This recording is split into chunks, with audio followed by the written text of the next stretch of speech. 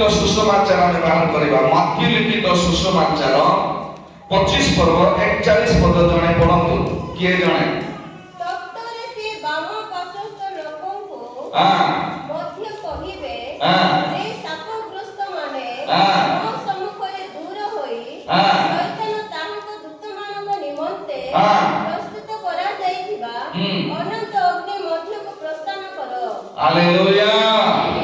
ଅନ୍ତିମ ସମୟରେ ଯେତେବେଳେ 1000 ବର୍ଷ ପ୍ରଭୁ ଯୀଶୁ ଖ୍ରୀଷ୍ଟଙ୍କ ସହିତ ମଣ୍ଡଳୀ ଏ ପୃଥିବୀରେ ରାଜ୍ୟ କରିବ, ତାପରେ ଅନ୍ତିମ ସମୟ 1000 ବର୍ଷର ଅନ୍ତିମ ସମୟ ପରେ ପ୍ରଭୁ ଅନ୍ତିମ ନ୍ୟାୟ ବିଚାର କରିବେ।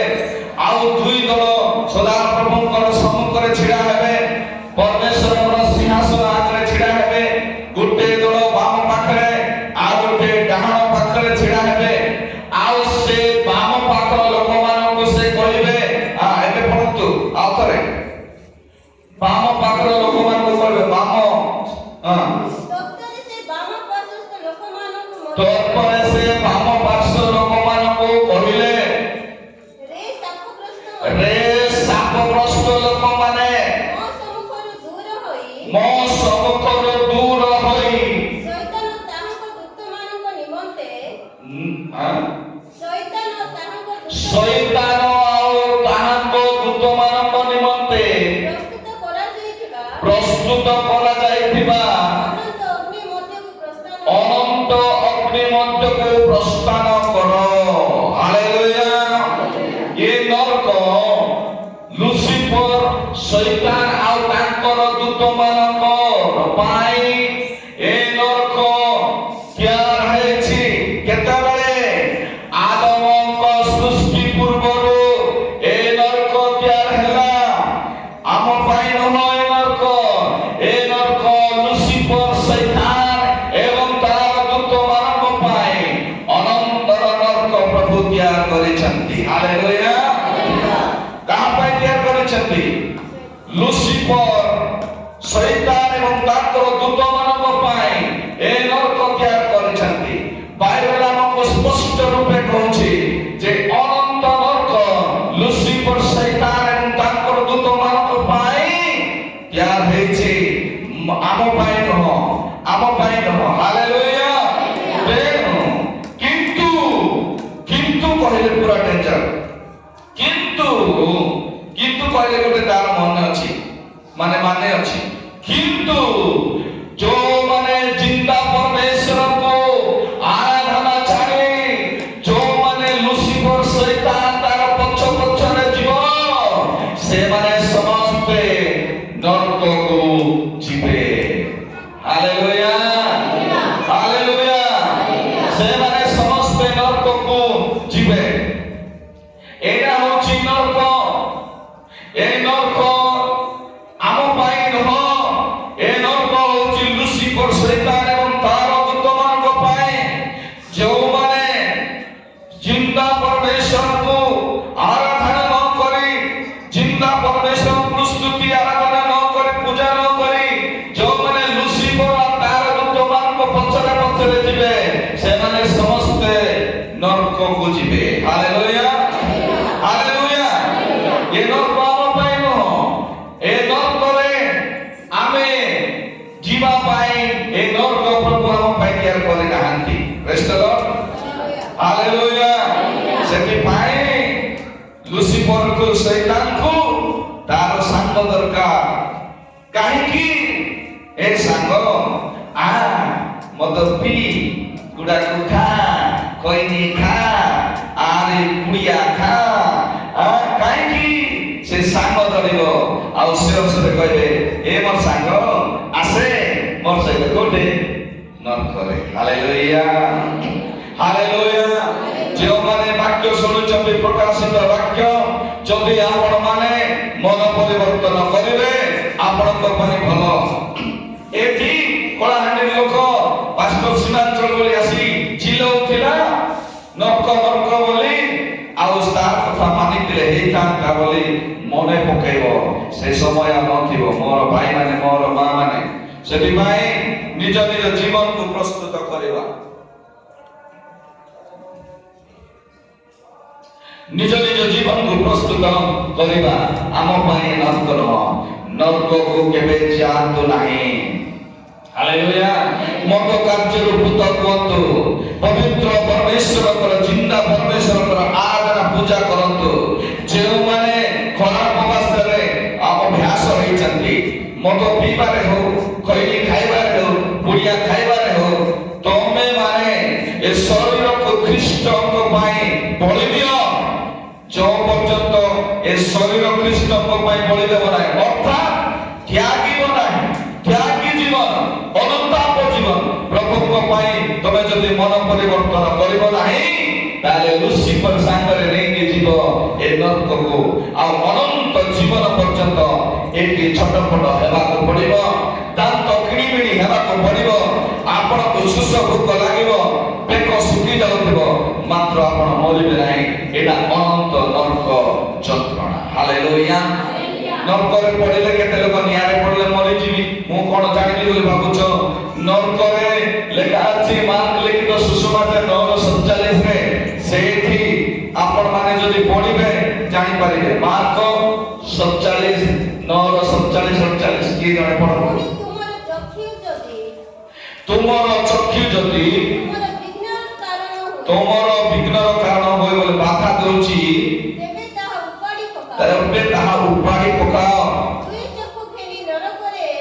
दुई चक्षु खेनी तोरी की नरक रे जीवा अपेक्षा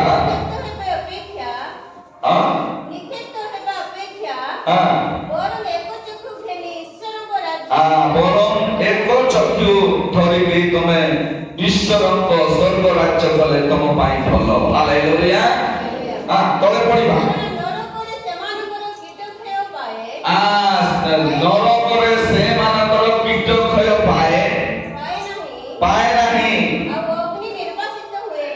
आउ अग्नि कमिबो नहीं अग्नि आउ कमिबो नहीं जति की धू धू बोची पड़िबो सिना कमिबार प्रश्न नहीं आउ से नरक रे शरीर पड़िले से तीर शरीर रो कीटाणु से मध्य मरु नहीं ताहले आपण माने केमिति स्वर्ग रे मरिबे निया पड़िबो छटपट होथिबो दांत किमिडी मिडी हेकी छटपट हेकी एठी अनंत जीवन रो नरक रे यंत्रणा पाइबे।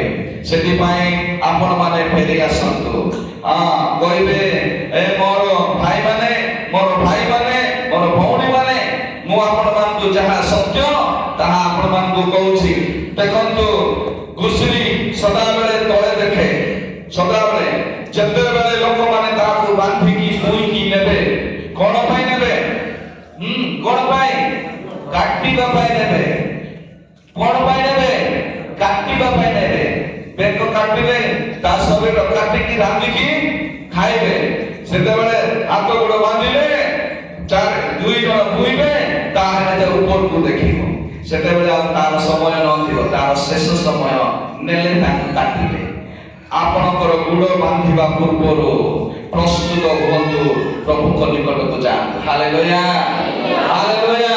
जेदिन हे प्रभु बोली देखले प्रभु आउ तुमको साहाय्य करबा समय नथिबो परमेश्वर को निष्पत्ति गुठे तर निष्पत्ति। हालेलुया।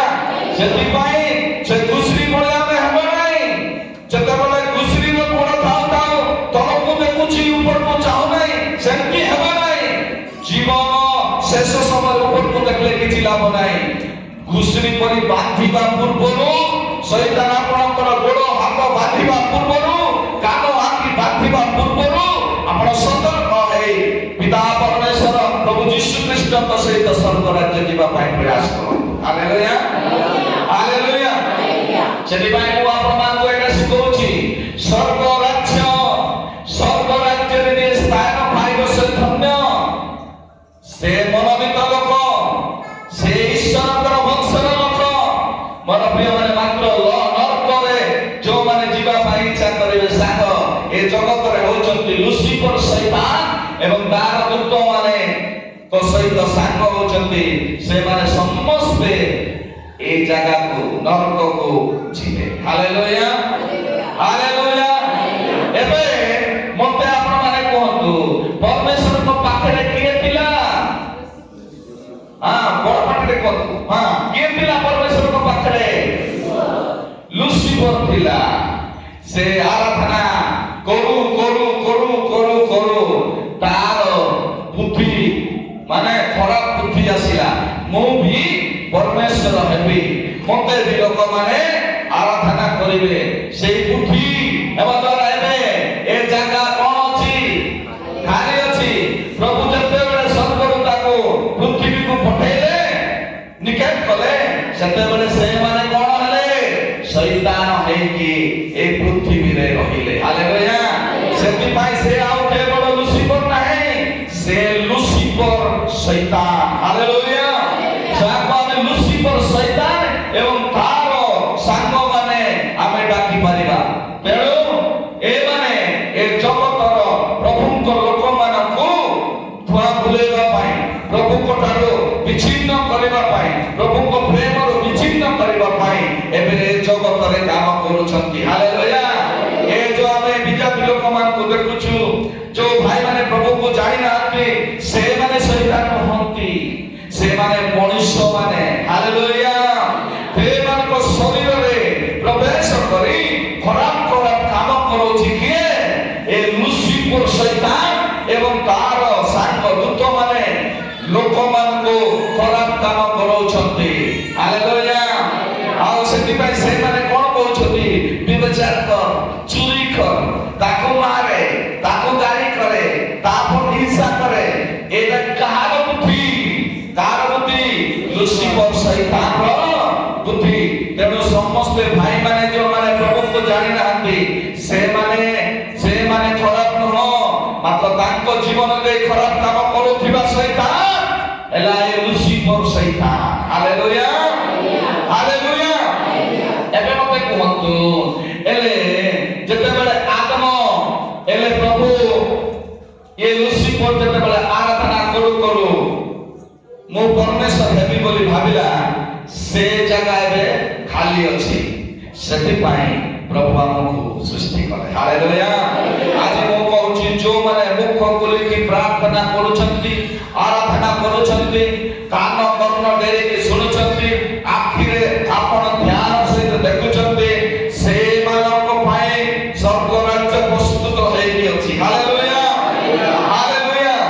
ତେଣୁ ଏଇ ଜାଗା ଆମେ ଆରାଧନା କରିବା ପାଇଁ ଏବେ ଯେତେବେଳେ ଜଗତରେ ଅଛୁ, ଏବେ ରଜ ଏବଂ ତାଙ୍କ ଝିଅମାନେ ଯେତିକି ଆମ ମଣ୍ଡଳୀର ଯୁବକ ଯୁବତୀମାନେ ଅଛନ୍ତି, ଆରାଧନା କରୁଛନ୍ତି।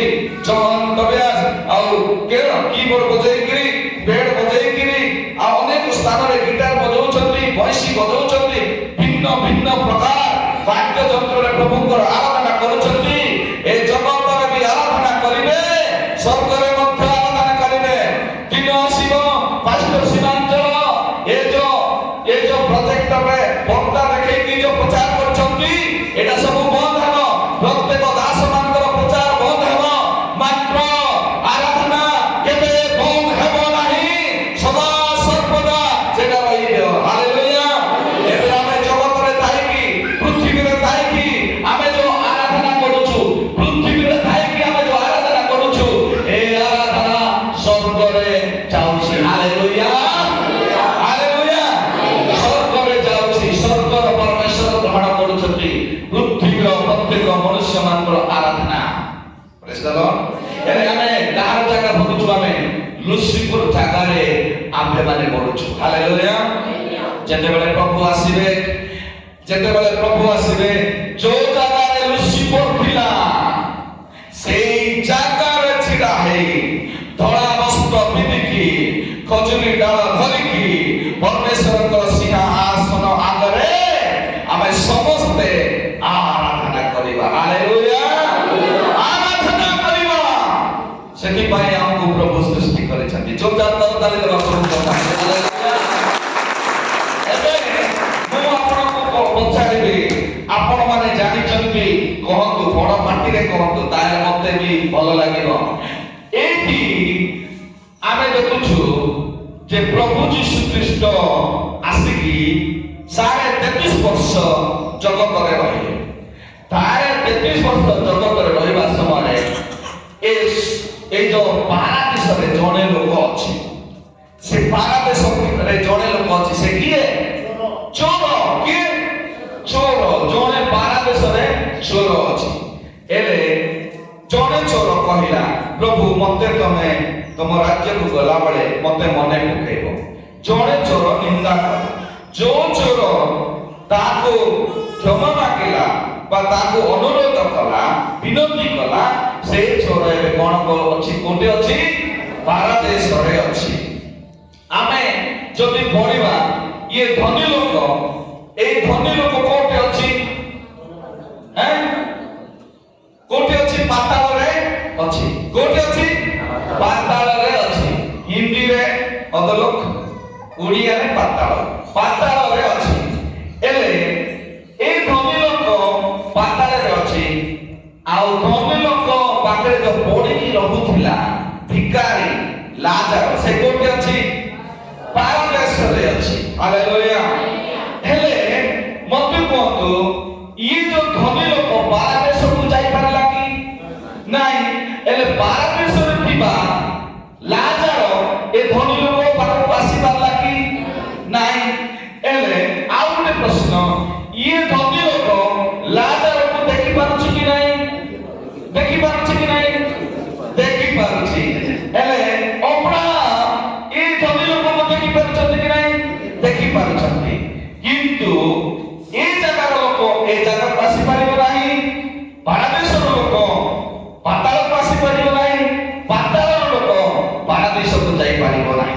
ଆଲା ଆଉ ଗୋଟେ ପ୍ରଶ୍ନ ମୁଁ ପଚାରିବି, ଆପଣମାନେ କହିବ, ଲାଜର ଏ ଯୋଉ ଧନୀ ଲୋକର 5 ଜଣ ଭାଇ ଯୋଉ ଥିଲେ, ଏଇଠି ଯାଇକି ଆହୁରି ପୃଥିବୀକୁ ଲାଜର ଗଲେ କି ଗଲେ?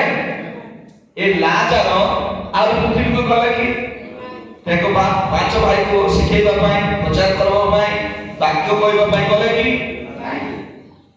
ମଣିଷ ଥରେ ମରିବ, ତାପରେ ସେ ପାତାଳକୁ ଯିବ, ନହେଲେ ସ୍ୱର୍ଗ କଣ ପାରାଦେଶକୁ ଯିବ। ମଣିଷ ଥରେ ମରିବ, ଥରେ ମରିଲେ ପାରାଦେଶକୁ ଯିବ, ନହେଲେ ପାତାଳକୁ ଯିବ। ଆଚ୍ଛା, ଏବେ ମତେ କୁହନ୍ତୁ, ଏଇଠି ଲୋକ, ଏଇଠି ଆମେ ଆଉ ଗୋଟେ ପ୍ରଶ୍ନ କରିବି, ମରିୟମ କୋଉଠି ଅଛନ୍ତି?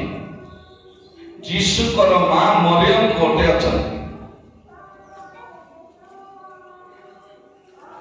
ମରିୟମ କୋଉଠି ଅଛନ୍ତି? ପାରାଦେଶରେ ଅଛନ୍ତି। ହାଲେଲୁୟା, ଜୋର ଜୋର କର ତାଳିଦେବା। ମରିୟମ ପାରାଦେଶରେ ଅଛନ୍ତି, କାରଣ ସେ ପବିତ୍ର ଜୀବନ ଯାପନ କରୁଥିଲେ। ତାପରେ କିଛି ବି ଭୁଲ ନଥିଲା। ସେଥିପାଇଁ ସେ ମଣିଷ, ସେଥିପାଇଁ ତା ସ୍ତ୍ରୀ ଅବସର ପ୍ରଭୁ ଯୀଶୁ ଖ୍ରୀଷ୍ଟ ଜନ୍ମ ହେଲେ ପବିତ୍ର ଆତ୍ମାଙ୍କ ଶକ୍ତିରେ। ସେ ପାରାଦେଶରେ ଅଛନ୍ତି। ଓକେ, ପାରାଦେଶରେ ଅଛନ୍ତି।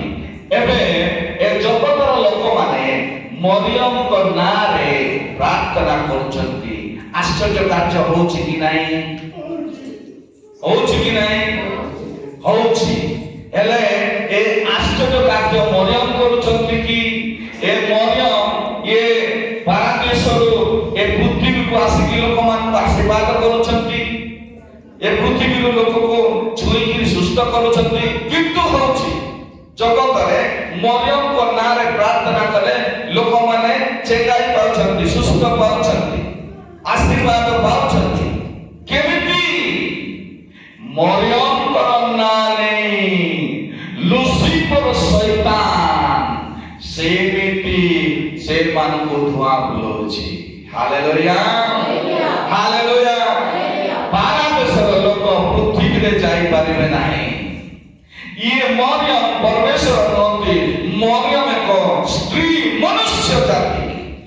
ସେ ପରମେଶ୍ୱର ନୁହନ୍ତି ଯେ ସେ ସ୍ୱର୍ଗରୁ ଓହ୍ଲେଇବେ କି ପାରାଦେଶରୁ ଯିବେ ପୃଥିବୀକୁ।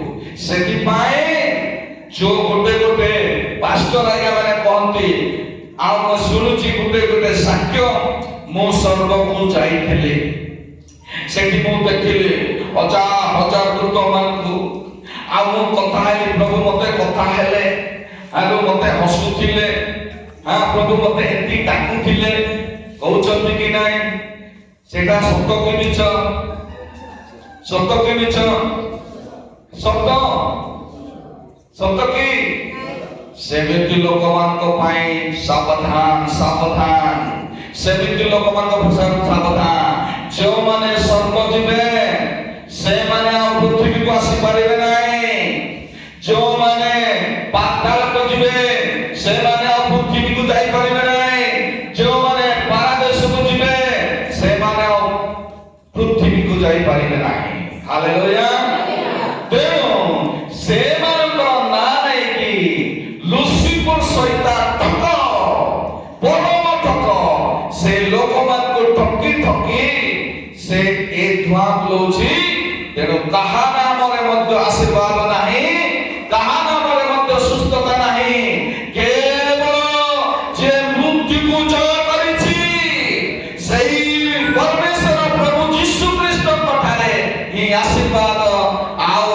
ମଙ୍ଗଳ ଅଛି ହାଲେଲୁୟା ତାଙ୍କ ନାମରେ ହିଁ ସୁସ୍ଥତା ଅଛି ଯଦି ସେମିତି ପାଷ୍ଟର ମାନେ ପ୍ରଚାର କରୁଛନ୍ତି ତାହେଲେ ସେମାନଙ୍କର କଥାକୁ ଶୁଣନ୍ତୁ ନାହିଁ ହାଲେଲୁୟା ଏବେ ମୋତେ କୁହନ୍ତୁ ଏ ପୃଥିବୀରେ କିଏ ପରମେଶ୍ୱରଙ୍କ ନିକଟରେ ରହିଥିଲା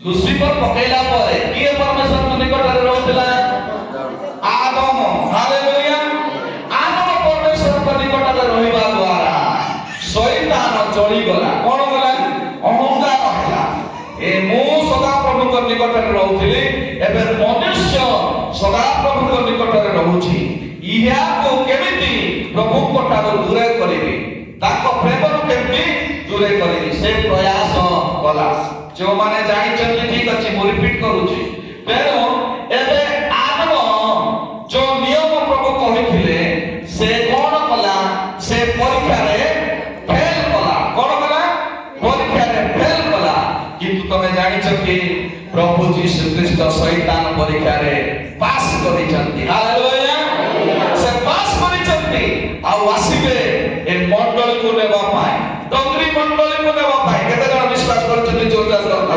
ହାଲେଲୁୟା ସେ ଆସିବେ ଡଙ୍ଗରୀ ମଣ୍ଡଳୀକୁ ସମସ୍ତଙ୍କୁ ସେ ସ୍ୱର୍ଗ ନେଇ ଯିବେ ହାଲେଲୁୟା ଜଣେ ମନୁଷ୍ୟ ଦ୍ୱାରା ସମସ୍ତେ ପାପ କଲେ ମାତ୍ର ଜଣେ ମନୁଷ୍ୟ ଦ୍ୱାରା ପବିତ୍ର ଆତ୍ମାଙ୍କ ଦ୍ୱାରା ଜନ୍ମ ହେଲେ ତାଙ୍କ ଦ୍ୱାରା ସମସ୍ତ ଆତ୍ମା ଉଦ୍ଧାର ପ୍ରାପ୍ତ ହେଲେ ହାଲେଲୁୟା ତେଣୁ ଏ ସମୟ ହେଉଛି ଅନୁଗ୍ରହ ସମୟ ଆମେ ପ୍ରାର୍ଥନା କଲେ ପ୍ରଭୁ ଯୀଶୁ କ୍ଷମା କଲେ ହାଲେଲୁୟା ଆମେ ଅନୁତାପ କରି ଫେରିଲେ ପ୍ରଭୁ ଯୀଶୁ ଖ୍ରୀଷ୍ଟ ଆମକୁ ଆଶୀର୍ବାଦ କରିବେ ତେଣୁ ଏ ଶୈତାନ ହସ୍ତରୁ ଉଦ୍ଧାର ପାଇବା ପାଇଁ ହେଲେ କଣ କରିବାକୁ ହେବ ଯୀଶୁଙ୍କ ସହିତ ସାଙ୍ଗ ହେବାକୁ ପଡ଼ିବ ହାଲେଲୁୟା ଯୀଶୁକୁ ବିଶ୍ୱାସ କରିବାକୁ ପଡ଼ିବ ମୋର ପ୍ରିୟମାନେ ଏବେ ଆଦମକୁ ଏଦନ ଉଦ୍ୟାନରୁ ତୋଳିଦେଲେ ଆଦମକୁ ଏଦନ ଉଦ୍ୟାନରୁ ତୋଳିଦେଲେ ସେ ବାହାର ହେଲେ କାହିଁକି ତୋଳିଦେଲେ ନା ସେଇଠି ଜୀବନର ବୃକ୍ଷର ଗଛ ଅଛି ଜୀବନ ବୃକ୍ଷ ଗଛ ଅଛି ସେଇ ଗଛର ଫଳ ଖାଇଲେ ଆଦମ ଆଉ ମରିବ ନାହିଁ ସେଥିପାଇଁ ପ୍ରଭୁ କଣ କଲେ ଏଦନ ଉଦ୍ୟାନରୁ ବାହାର କରିଦେଲେ ହାଲେଲୁୟା କାହିଁକି ମନୁଷ୍ୟ ସହିପାରିବ ନାହିଁ ଇଆଡେ କ୍ୟାନ୍ସର ହେଇଥିବ ଜୀବନ ଯାଉନଥିବ ବୋଲେ କେତେ କଷ୍ଟ ସେଥିପାଇଁ ଇଆଡେ ଚୋରି କରୁଥିବ ଜେଲରେ ଯାଉଥିବ କେତେ କଷ୍ଟ ବହୁତ ପ୍ରକାର ଅବସ୍ଥା ହେବେ ବୋଲି ପ୍ରଭୁ ଆଦମକୁ ହବାକୁ ଏଦନ ଉଦ୍ୟାନରୁ ବାହାର କରିଦେଲେ ହାଲେଲୁୟା ଏବେ ଆଦମ ଠାରୁ ଏବେ ଯେତିକି ଆମେ ଜନ୍ମ ହଉଛନ୍ତି ମରୁଛନ୍ତି ଜନ୍ମ ହଉଛନ୍ତି ମରୁଛନ୍ତି କୋଉମାନେ ଆଦମ ଠାରୁ ଯୋଉମାନେ ମାନେ ତାଙ୍କର ବଂଶରୁ ଯୋଉମାନେ ମରୁଛନ୍ତି ଜନ୍ମ ହଉଛନ୍ତି ମରୁଛନ୍ତି ତ ଏ ସମୟକୁ କୁହାଯାଏ ବିବେକ ସମୟ କଣ ବିବେକ ସମୟ କିନ୍ତୁ ଲୋକମାନେ ବିବେକରେ ଠିକ ରାସ୍ତା ଚାଲି ପାରିଲେ ନାହିଁ ପାପ ବେଶୀ କଲେ ସେଥିପାଇଁ ପ୍ରଭୁ ଆଦି ପୁସ୍ତକ 6:5-6 ପଢିବା ସେଠି ଲେଖିଛନ୍ତି ଏ ବିବେକ ସମୟରେ ଆଦି ପୁସ୍ତକ 6:5-6 ଆଦି ପୁସ୍ତକ 6:5-6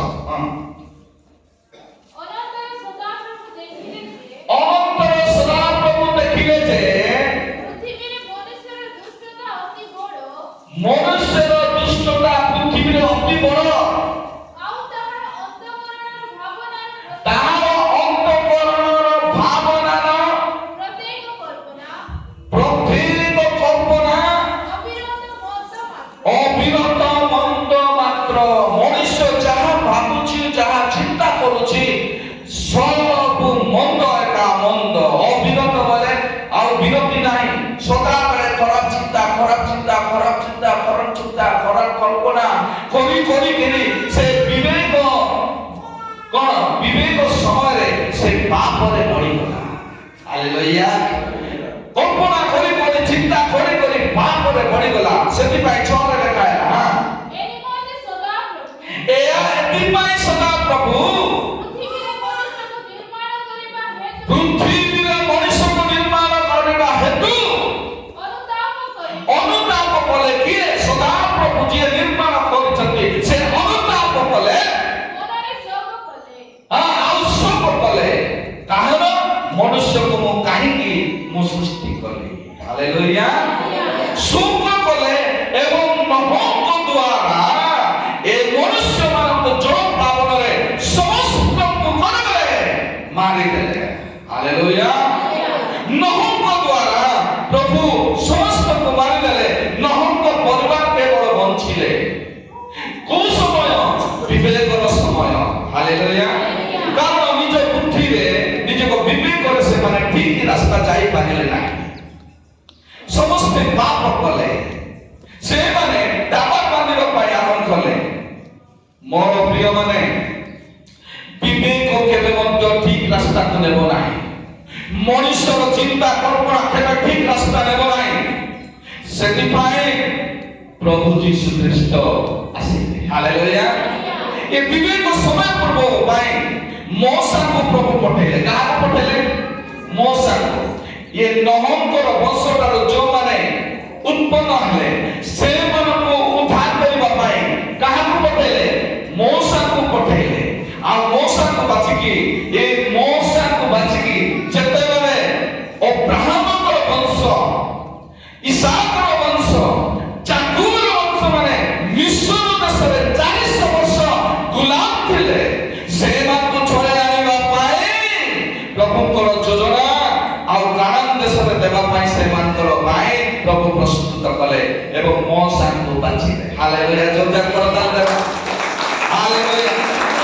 ଅବ୍ରାହ୍ମଣଙ୍କର ବଂଶ, ଇସାକର ବଂଶ, ଯାକୋବର ବଂଶକୁ ବଞ୍ଚାଇବା ପାଇଁ ମଉସାଙ୍କୁ ପ୍ରଭୁ ମନୋନୀତ କଲେ।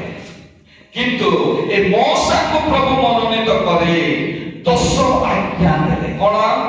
10 ଆଜ୍ଞା। 10 ଆଜ୍ଞା ପାଳନ କଲେ। ଏ ମଉସାଙ୍କ ଦ୍ୱାରା ଯେଉଁମାନେ ପରିଚାଳିତ ହେଉଛନ୍ତି, ଅବ୍ରାହ୍ମଣର ବଂଶ, ଇସାକର ବଂଶ, ଯାକୋବର ବଂଶ, ଏମାନେ ସଦାପ୍ରଭୁଙ୍କର କୋଉଠି ପାଇବେ? କୋଉଠି ପାଇବେ? ପାରାଦେଶ ପାଇବେ। ହାଲେଲୁୟା। ଏବେ ଆଦମଠାରୁ ପ୍ରଭୁ ଯୀଶୁ ଖ୍ରୀଷ୍ଟଙ୍କ ପର୍ଯ୍ୟନ୍ତ ଯେଉଁମାନେ ମରିଛନ୍ତି, କେତେ ଲୋକ ପାରାଦେଶରେ ଅଛନ୍ତି, କେତେ ଲୋକ ପାତାଳରେ ଅଛନ୍ତି। ହାଲେଲୁୟା। କିନ୍ତୁ ମନେ ରଖନ୍ତୁ, ମଉସାଙ୍କ ବ୍ୟବସ୍ଥା ମଧ୍ୟ ସେମାନେ ପାଳନ କରିପାରିଲେ ନାହିଁ। ହାଲେଲୁୟା। ମଉସାଙ୍କ ବ୍ୟବସ୍ଥା ମଧ୍ୟ ସେମାନେ ପାଳନ କଲେ ନାହିଁ। ମଉସା ଯେତେବେଳେ ମିଶ୍ର ଦେଶରୁ ଆଣିଲେ କାନାନ ଦେଶକୁ, ସେତେବେଳେ ପରମେଶ୍ୱରଙ୍କର ବିରୁଦ୍ଧରେ ଏବଂ ମଉସାଙ୍କ ବିରୁଦ୍ଧରେ ମଧ୍ୟ ଲୋକମାନେ କଥା ହେଲେ। ହାଲେଲୁୟା। ଅନେକ ଆଶ୍ଚର୍ଯ୍ୟ କାର୍ଯ୍ୟ କରିଛନ୍ତି ପ୍ରଭୁ। 40 ଦିନର ରାସ୍ତା, 40 ବର୍ଷ ପରମେଶ୍ୱର ସେମାନଙ୍କୁ ମରୁଭୂମିରେ କିନ୍ଦ୍ରେଇଲେ। ହାଲେଲୁୟା। ହାଲେଲୁୟା। ଏ ବିଷୟ ଆମେ ଜାଣିଛୁ। ତେଣୁ ମୋର ମା ମାନେ ଯୋଉ ପରମେଶ୍ୱର ମରୁଭୂମିରେ ଖାଇବା ପାଇଁ ଦଉଥିଲେ ଇସ୍ରାଏଲ ଲୋକମାନଙ୍କୁ, ଯୋଉ ପରମେଶ୍ୱର ପଥରରୁ ପାଣି ବାହାର କରିକି ଦେଲେ ପିଇବା ପାଇଁ, ଯୋଉ ପରମେଶ୍ୱର ମାନ୍ନା ଉପରୁ ବର୍ଷେଇଲେ, ଯୋଉ ପରମେଶ୍ୱର ପକ୍ଷୀର ମାଂସ ଖାଇବାକୁ ଦେଲେ, এই ইসরায়েল ଲୋକମାନେ ପରମେଶ୍ୱରଙ୍କର ବିରୁଦ୍ଧରେ ବଚସା କଲେ ଆଉ ମଉସାଙ୍କ ବିରୁଦ୍ଧରେ ବଚସା କଲେ। ତଥାପି ପରମେଶ୍ୱର ଯେହେତୁ ପ୍ରତିଶ୍ରୁତି ଦେଇଛନ୍ତି, ମୁଁ ଆଉ ମନୁଷ୍ୟକୁ ଜଳ ପ୍ଲାବନରେ ମାରିବି ନାହିଁ, ସେଥିପାଇଁ ଏ ମଉସାଙ୍କର ବ୍ୟବସ୍ଥାର ଲୋକମାନେ ତ୍ରାହି ପାଇଲେ। ଆଉ କେତେ ଲୋକ ତ ମରୁଭୂମିରେ ମରିଗଲେ। ପରମେଶ୍ୱରଙ୍କର ଅଭିଶାପ ମହାମାରୀ ଦ୍ୱାରା ଅନେକ ଲୋକ ମରିଗଲେ। ତଥାପି କେତେ ଲୋକ ମଶାଙ୍କ ବ୍ୟବସ୍ଥାରେ ସେମାନେ ଚାଲି ପାରିଲେ ନାହିଁ। ହାଲେଲୁୟା। ଆଉ ଯେତେବେଳେ ଦେଖିଲେ ପ୍ରଭୁ ଯେ ମଶାଙ୍କ ବ୍ୟବସ୍ଥା ଆଉ ଏ ଜଗତର ଲୋକମାନେ ମାନୁନାହାନ୍ତି, ସେଥିପାଇଁ ପ୍ରଭୁ ଯୀଶୁ ଖ୍ରୀଷ୍ଟଙ୍କୁ ପଠେଇଲେ ଜଗତକୁ। ହାଲେଲୁୟା। ଏ ମାନବର ପାପ ପାଇଁ ଉଦ୍ଧାର କରିବା ପାଇଁ, ଯେହେତୁ ପାପ ବଢି ବଢି ଚାଲିଛି, ସେମାନଙ୍କୁ ଉଦ୍ଧାର କରିବା ପାଇଁ ପ୍ରଭୁ ଯୀଶୁ ଖ୍ରୀଷ୍ଟ ପବିତ୍ର ଆତ୍ମାଙ୍କ ଦ୍ୱାରା କୁମାରୀ ମରିୟମଙ୍କ ଦ୍ୱାରା ସେ ଜନ୍ମ ଗ୍ରହଣ କରି ଏ ପୃଥିବୀରେ 33.5 ବର୍ଷ ପର୍ଯ୍ୟନ୍ତ ରହିଲେ। ହାଲେଲୁୟା। ହାଲେଲୁୟା। ପ୍ରଭୁ ଯୀଶୁ 33.5 ବର୍ଷ ତା ବାପା ମା ସହିତ ରହିଲେ। କିଏ ତ କହିଲେ ବଡ଼େଇ, କିଏ ତ କହିଲେ ଇଏ ଯାଜକ, କିଏ ତ କହିଲେ ଇଏ ଏଲିୟ, କିଏ ତ କହିଲେ ଇଏ ଜିରେମିୟ, କିନ୍ତୁ ଯେଉଁମାନେ ତାଙ୍କୁ ବିଶ୍ୱାସ କଲେ, ଯେଉଁମାନେ ତାଙ୍କୁ ଜାଣିଲେ, ସେମାନେ କହିଲେ ତୁମେ ଈଶ୍ୱରଙ୍କର ସତ୍ୟ ପରମେଶ୍ୱରଙ୍କର ପୁତ୍ର। ହାଲେଲୁୟା। କେତେ ଜଣ ଈଶ୍ୱରଙ୍କର ପରମେଶ୍ୱରଙ୍କର ପୁତ୍ର ବୋଲି ବିଶ୍ୱାସ କରୁଛନ୍ତି ଯୀଶୁଙ୍କୁ? ହାଲେଲୁୟା। ବୋଲୋ ୟୀଶୁ ମसीह କି। ଯୀଶୁ ହେଉଛନ୍ତି ଈଶ୍ୱରଙ୍କର ଏକମାତ୍ର ଅଦ୍ୱିତୀୟ ପୁତ୍ର, ଯିଏକି ପରିତ୍ରାଣ ଦେଇପାରିବେ। ହାଲେଲୁୟା। ଯିଏ ଆପଣମାନଙ୍କୁ ମୋତେ ପରିତ୍ରାଣ ଦେଇଛନ୍ତି, ସେ ହେଲେ କେବଳ ଯୀଶୁ, ମରିୟମ ନାହିଁ। ହାଲେଲୁୟା। ଏଲିୟ ନାହିଁ, ମୋଶା ନାହିଁ, ଅବ୍ରାହମ ନାହିଁ, ଇସାକ ନାହିଁ, ଯାକବ ନାହିଁ, କେବଳ ଯୀଶୁ ମୋତେ ପରିତ୍ରାଣ ଦେଇପାରିବେ। ହାଲେଲୁୟା। ହାଲେଲୁୟା।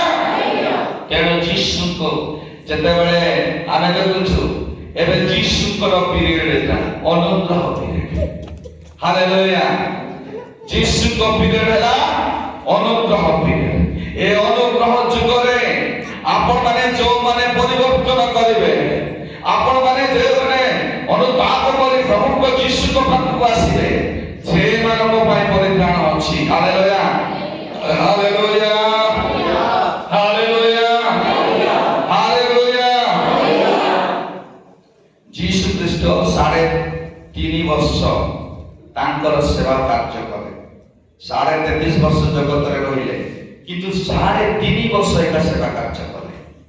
3 ବର୍ଷ 6 ମାସ ସେବା କାର୍ଯ୍ୟ କଲେ ପରେ ଯୀଶୁ ଖ୍ରୀଷ୍ଟ ମୃତ୍ୟୁବରଣ କଲେ। ଆଉ ସେ ମୃତ୍ୟୁ କରି ପାରାଦେଶକୁ ଆସିଲେ ଚୋର ସହିତ। ଆଉ 3 ଦିନ ପରେ ଯୀଶୁ ଖ୍ରୀଷ୍ଟ ପୁଣି ଉଠିଲେ। ଆଉ 40 ଦିନ ସେ ପୃଥିବୀରେ ରହିଲେ। ହାଲେଲୁୟା। ପୃଥିବୀରେ ତାଙ୍କର ଶିଷ୍ୟମାନଙ୍କୁ ଦେଖାଇଲେ, ଲୋକମାନଙ୍କୁ ଦେଖାଇଲେ, କଥା ହେଲେ 40 ଦିନ। ସେଥିପାଇଁ ଆମେ ବିଶ୍ୱାସ କରୁଛୁ ଜିନ୍ଦା ପରମେଶ୍ୱର। ହାଲେଲୁୟା। ହାଲେଲୁୟା। ଆମ ପରମେଶ୍ୱର ହେଉଛନ୍ତି ମୃତ୍ୟୁକୁ ବିଜୟ କରିଥିବା ପରମେଶ୍ୱର। ଯୋଉ ପରମେଶ୍ୱରଙ୍କ ପାଖରେ ସାମର୍ଥ୍ୟ ଅଛି, ମୃତ୍ୟୁର ସାମର୍ଥ୍ୟ ଅଛି। ହାଲେଲୁୟା। ଯେଉଁମାନେ ବିଶ୍ୱାସ କରୁଛନ୍ତି କହନ୍ତୁ ଆମେନ୍। ଆମେନ୍। ବିଶ୍ୱାସରେ କହନ୍ତୁ ମୋତେ ପ୍ରଭୁ ସୁସ୍ଥ କରିବେ, ମୋତେ ପ୍ରଭୁ ସୁସ୍ଥ କରିବେ। ବିଶ୍ୱାସ ଆପଣମାନଙ୍କୁ ସୁସ୍ଥ କରିବେ। ହାଲେଲୁୟା। ମୋର ପ୍ରିୟମାନେ, 3.5 ବର୍ଷ ସେବା କାର୍ଯ୍ୟ କଲା ପରେ ପ୍ରଭୁ ଯୀଶୁ ଖ୍ରୀଷ୍ଟ ଜଗତରେ ମରିଗଲେ। ଆଉ 3 ଦିନ ପରେ ସେ ପୁଣି ଥରେ ଉଠିଲେ। ଆଉ 40 ଦିନ ପର୍ଯ୍ୟନ୍ତ ପୃଥିବୀରେ ସେ ରହିଲେ। ଏ 40 ଦିନ ରହିବା ଭିତରେ ପ୍ରଥମେ ସମାଧିରେ କିଏ ଯାଇଛନ୍ତି ଦେଖିବା ପାଇଁ? ସମାଧିରେ ମରିୟମ ମଗ୍ଦଲିନୀ। କିଏ? ମଗ୍ଦଲିନୀ ମରିୟମ। ସେ ପ୍ରଥମେ ସମାଧିକୁ ଗଲେ। ତାପରେ ମରିୟମ ମଗ୍ଦଲିନୀ ଆସିକି ଶିଷ୍ୟମାନଙ୍କୁ କହିଲେ। ଶିଷ୍ୟମାନଙ୍କୁ କହିଲା ପରେ ଯାହାକୁ ଯୀଶୁ ବେଶୀ ଭଲ ପାଉଥିଲେ, ପିତର ଆଉ ଜହନ, ସେମାନଙ୍କୁ କହିଲା ପରେ ଜହନ ପିତର ଯାଇକରି ସମାଧିରେ ପଶିଗଲେ। ସମାଧିରେ କିଛି ନାହିଁ, ସମାଧିରେ ଯୀଶୁ ନାହାନ୍ତି। ହାଲେଲୁୟା। ସମାଧିରେ ଯୀଶୁ ନାହାନ୍ତି। ସମାଧିରେ ମଣିଷ ରହିବେ ନାହିଁ। ସମାଧିରେ ମଣିଷ ରହିବେ ନାହିଁ। ମଣିଷ ଯିଏ ମରିବ ସେ ପାରାଦୀସ ଯିବ। ମଣିଷ ଯିଏ ମରିବ ନହେଲେ ତ ପାତାଳରେ ଯିବ। ଏମାନଙ୍କର ଆତ୍ମା କୋଉଠି ଅଛି? ପାରାଦେଶରେ, ନହେଲେ ପାତାଳରେ ଏମାନେ ଏଇ ସ୍ଥାନରୁ ସେମାନେ ସ୍ୱର୍ଗକୁ ଯିବେ। Hallelujah hallelujah. ସମାଧିରେ ତମର ବାପା ମା ନାହାନ୍ତି, ସମାଧିରେ ତମର ପରିଚାଳକ ଯେଉଁମାନେ ମରିଛନ୍ତି ସେମାନେ ନାହାନ୍ତି, ସେମାନେ କୋଉଠି ଅଛନ୍ତି? ପାରାଦୀସରେ ଅଛନ୍ତି, ନହେଲେ ପାତାଳରେ ଅଛନ୍ତି। ହାଲେଲୁୟା। ବୁଝିପାରିଲେ? ତେଣୁ ଯଦି ପ୍ରଭୁଙ୍କର ଦାସ ମାନେ ପ୍ରାର୍ଥନା କରୁଛନ୍ତି, ପ୍ରଭୁ ଏ ଭଉଣୀ ତୁମର ସେବା କାର୍ଯ୍ୟ କରିଥିଲା, ତୁମର ସ୍ୱର୍ଗ ରାଜ୍ୟ ଦିଅ, 100% ପ୍ରଭୁ ନେବେ। ହାଲେଲୁୟା। ପ୍ରାର୍ଥନା ମରିବା ଲୋକମାନଙ୍କ ପାଇଁ ପ୍ରାର୍ଥନା କରାଯାଏ ନାହିଁ। ଏ 3 ଦିନ ଯୋଉ ପ୍ରାର୍ଥନା କରୁଛ କୋଣ ପାଇଁ? ବାଇବେଲରେ ଲେଖା ଅଛି କି? କି ଦେଖେଇବ ମୋତେ ଯେ 3 ଦିନ ପ୍ରାର୍ଥନା କର ମଲା ଲୋକ ପାଇଁ? ନାଇଁ, ପ୍ରଭୁ ଯୀଶୁ ଖ୍ରୀଷ୍ଟ 3 ଦିନରେ ଉଠିଲା ପାଇଁ ତମେ 3 ଦିନ ପ୍ରାର୍ଥନା କରୁଛ। ଆଉ କହୁଛ ଭଉଣୀକୁ ତୁମେ ସ୍ୱର୍ଗ ରାଜ୍ୟ ଦିଅ, 100% ସ୍ୱର୍ଗ ରାଜ୍ୟ ସେ ଯିବ ନାହିଁ। କିନ୍ତୁ ମୁଁ କହିବି ପ୍ରାର୍ଥନା ଯେଉଁମାନେ ବଞ୍ଚିଛନ୍ତି ସେମାନଙ୍କୁ ବାକ୍ୟ ଦ୍ୱାରା ସାନ୍ତ୍ୱନା ଦେବା ପାଇଁ ପ୍ରାର୍ଥନା କରିବା ଭଲ, କିନ୍ତୁ 3 ଦିନରେ ଏଟା ହବ ସେଇଟା ନିୟମ ନାହିଁ। Hallelujah hallelujah. 40 ଦିନ କେତେ ଲୋକମାନେ 40 ଦିନ ପ୍ରାର୍ଥନା କରୁଛନ୍ତି? ମୋ ବାପା ମରିଥିଲା 40 ଦିନ ପ୍ରାର୍ଥନା କରିବା, କୋଉଠି ଲେଖା ଅଛି? ବାଇବେଲରେ କୋଉଠି ନାହିଁ 40 ଦିନରେ ପ୍ରାର୍ଥନା କରିବାଟା। ଯୀଶୁ ଖ୍ରୀଷ୍ଟ 40 ଦିନ ଏ ପୃଥିବୀରେ ରହିଲେ, ମରିକି ଉଠିକି ପୃଥିବୀରେ 40 ଦିନ ରହୁଛନ୍ତି, ଆଉ ସ୍ୱର୍ଗରେ ଗଲେ ବୋଲି ତମେ 40 ଦିନ ପ୍ରାର୍ଥନା କରୁଥିଲ, କୋଉଠି? ବାଇବେଲରେ ସେମିତି କୌଣସି ପ୍ରମାଣ ନାହିଁ ଯେ ଆମେ 40 ଦିନରେ ପ୍ରାର୍ଥନା କରିବା। ମୋର ମା ମାନେ, ମୋର ବାପା ମାନେ ଯୋଉଟା ବାକ୍ୟରେ ଲେଖା ଅଛି ସେଇ ବାକ୍ୟ ଅନୁସାରେ ଆମେ ଚାଲିବା ବିଶ୍ୱାସୀ ମାନେ। Hallelujah hallelujah. ସେଥିପାଇଁ ସତ୍ୟ ସତ୍ୟ ଅଟେ, ସତ୍ୟକୁ ତମେ ମିଥ୍ୟା କରିବ ସେ ସତ୍ୟ ଏକା ବାହାରିବ। ହାଲେଲୁୟା। ତେଣୁକରି ସତ୍ୟକୁ ଧରିକି ରଖନ୍ତୁ, ମିଥ୍ୟାକୁ ଛାଡ଼ି ଦିଅନ୍ତୁ। ପ୍ରେଜ୍ ଦ ଲର୍ଡ। ହାଲେଲୁୟା। ଆମ ସାଇଡରେ 3 ଦିନରେ ବଡ଼ ଭୋଜି ନ ହେଲେ ମାନେ ପ୍ରାର୍ଥନା ହେବ ନା। ଅର୍ଥାତ୍ ତୁ ଭଲ ହେଲା ବାବୁ ମରିଗଲୁ, ଆମକୁ ମାଂସ ଭାତ ଖାଇବାକୁ ମିଳୁଛି, ବଢିଆ, ସେମିତି ଲାଗେ ମତେ, ଗୋଟେ ବାହାଘର ପରି ଲାଗେ। ଏଇଟା କଣ ନିୟମ? କେବେ ଆମେ ବଦଳି ଯିବା? ପ୍ରାର୍ଥନା କେବଳ ଯୋଉ ପରିବାର ମରିଛନ୍ତି ସେମାନଙ୍କୁ ସାନ୍ତ୍ୱନା ଦେବା ପାଇଁ, ବାକ୍ୟ ଦ୍ୱାରା ପ୍ରାର୍ଥନା ଦ୍ୱାରା ସାନ୍ତ୍ୱନା ଦେବା ପାଇଁ ଆମେ ପ୍ରାର୍ଥନା କରିବା ଲୋକ। Hallelujah hallelujah. ପ୍ରେଜ୍ ଦ ଲର୍ଡ। ଏବେ ଆପଣ ମାନେ କୁହନ୍ତୁ, ଯୀଶୁ ମଲା ପରେ, ଯୀଶୁ ମରିଗଲା ପରେ ଆମର ଯୀଶୁ କ୍ରୁଶରେ ହତ ହେଲେ। କଣ ପାଇଁ ହତ ହେଲେ? ଆମ ପରି ପାପୀ ମାନଙ୍କ ପାଇଁ ସେ କାଲଭାରୀ କ୍ରୁଶରେ ହତ ହେଲେ, ଆମକୁ ଉଦ୍ଧାର କରିବା ପାଇଁ। କାରଣ ତାଙ୍କର ରକ୍ତ ବିନା ମଣିଷ ଉଦ୍ଧାର ପ୍ରାପ୍ତ ହେବ ନାହିଁ। ହାଲେଲୁୟା। ଏବେ ମୋତେ କୁହନ୍ତୁ, ଏ ଯୀଶୁଙ୍କର ଶିଷ୍ୟମାନେ ସେବା କାର୍ଯ୍ୟ କରୁଥିଲେ। ଏବେ ଯୀଶୁ ଉଠିଲେ, ଯୀଶୁ ଉଠିଲା ପରେ ମରିୟମ ଗଲେ କବରରେ ନାହାନ୍ତି, ଜଣଙ୍କ ଭିତର ଗଲେ କବରରେ ନାହାନ୍ତି। ସେମାନେ ଆସିକିରି ସତରେ ଯୀଶୁ ଉଠିଛନ୍ତି ବୋଲି କବାଟ ବନ୍ଦ କରି ଗୋଟେ ଘରେ ଅଛନ୍ତି, ଗୋଟିଏ ଘରେ ଅଛନ୍ତି। ସେ ସମୟରେ ପ୍ରଭୁ ଯାଇକି ତାଙ୍କ ଆଗରେ ଛିଡ଼ା ହେଇଯାଇଛି, ତାଙ୍କର ଗୃହ ମଧ୍ୟରେ ପ୍ରଭୁ ଯାଇଛନ୍ତି, ଛିଡ଼ା ହେଇଛନ୍ତି। ସେମାନେ ଗଲେ କବାଟ ଦେଲା ପରେ ପ୍ରଭୁ ବସିଛନ୍ତି, ଛିଡ଼ା ହେଇଛନ୍ତି। ଏବେ ଆମେ ପଢିବା ଲୋକ 24:36 ପଢିବା। ଟିକେ ଶୀଘ୍ର, ସମୟ ନାହିଁ, ବହୁତ ଲେଟ୍। ଲୋକ 24:36-43। किए पाइलो? लोक 24:36 वे ये बातें कही रहे थे कि वह आप ही उनके बीच में आ खड़ा हो। जेतेबेले से माने कथा होछंती यीशु सतरे जीवित हेले सेठी नाहांती, सेतेबेले निजे जाय कि परमेश्वर ताको मझिरे छिड़ा हेई गले। और उनसे कहा, तुम्हें शांति मिले। आ प्रभु से मानको कहले तुम मानकर शांति हो। काको शिष्य मानको कहले तुम मानकर शांति हो।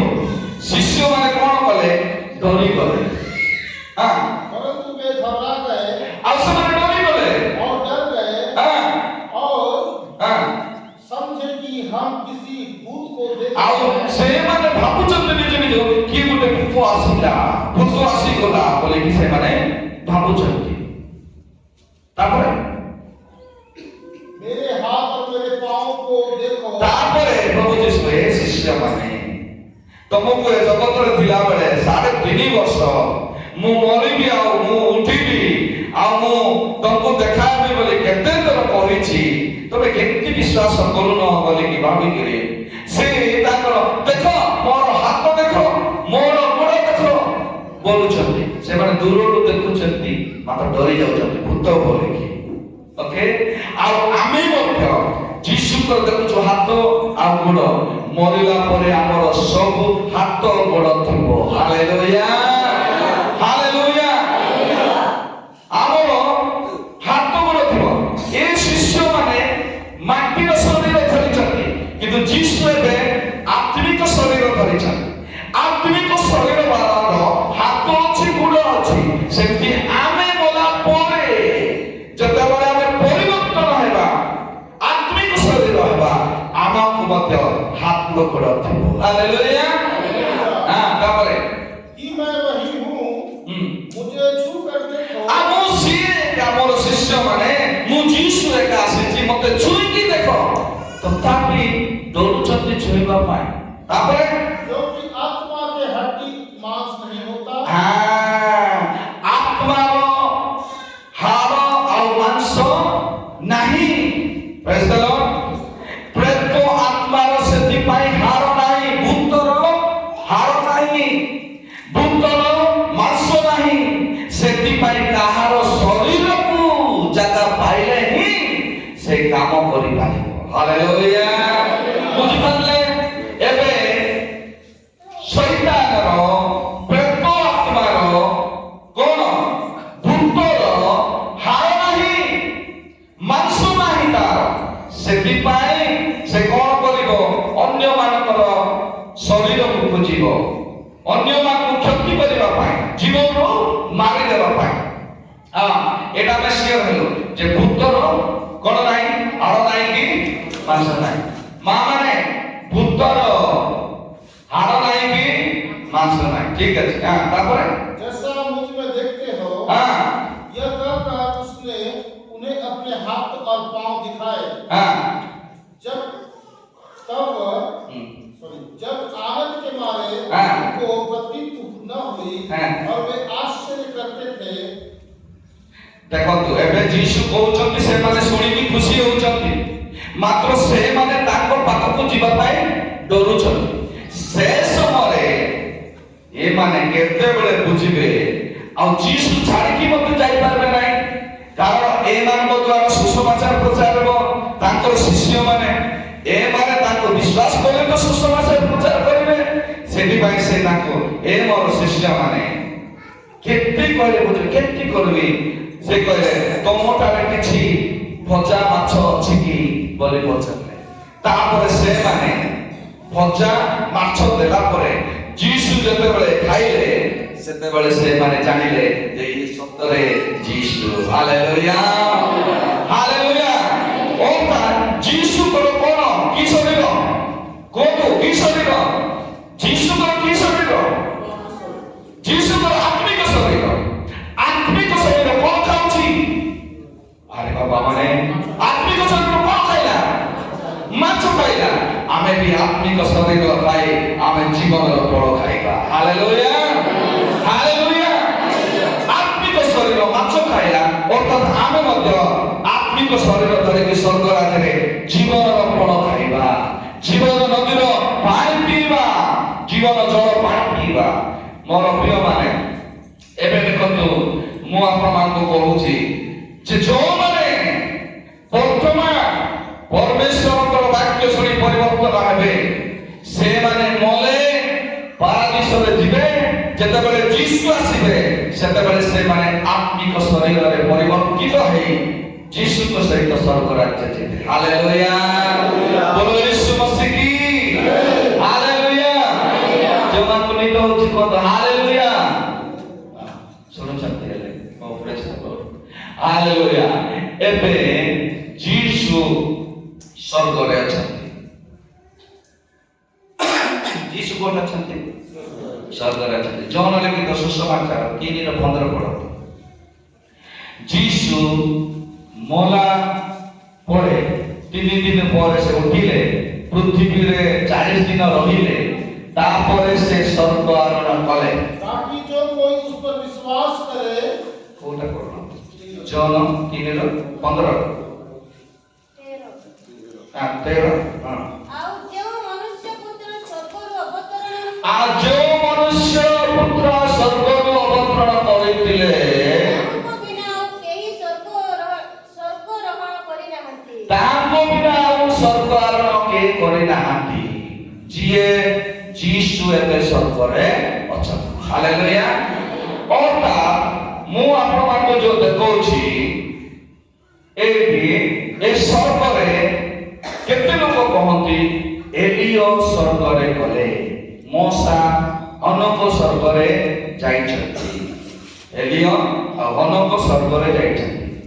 ଆମେ ଯଦି ଦେଖିବା ଜହନ ଲିଖିତ ସୁସମାଚାର, ସେଇଠି ଲେଖା ଅଛି 14 ପର୍ବ 1 ପଦ। କଣ ଲେଖା ଅଛି? ଶୀଘ୍ର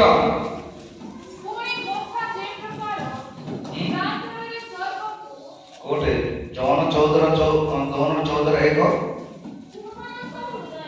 ତୁମ୍ଭମାନଙ୍କର ହୃଦୟ ଉଦ୍ବିଗ୍ନ ନ ହଉ, ତୁମ୍ଭେମାନେ ଈଶ୍ୱରଙ୍କ ଠାରେ ବିଶ୍ୱାସ କର, ମୋ ଠାରେ ମଧ୍ୟ ବିଶ୍ୱାସ କର। ମୋ ପିତାଙ୍କ ଗୃହରେ ଅନେକ ବାସସ୍ଥାନ ଅଛି। ଅନେକ ମାନେ ବହୁତ ବାସସ୍ଥାନ ଅଛି। ପିତାଙ୍କ ଗୃହ କହିଲେ ସ୍ୱର୍ଗ ରାଜ୍ୟ।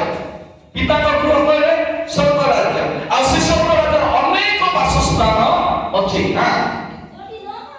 ଯଦି ନଥାନ୍ତା ତାହେଲେ ମୁଁ ତୁମମାନଙ୍କୁ କହିଥାନ୍ତି, ମୁଁ ତୁମମାନଙ୍କ ନିମନ୍ତେ ସ୍ଥାନ ପ୍ରସ୍ତୁତ କରିବାକୁ ଯାଉଅଛି। ମୁଁ ଯାଇ ତୁମମାନଙ୍କ ନିମନ୍ତେ ସ୍ଥାନ ପ୍ରସ୍ତୁତ କଲେ ପୁନର୍ବାର ଆସିବି।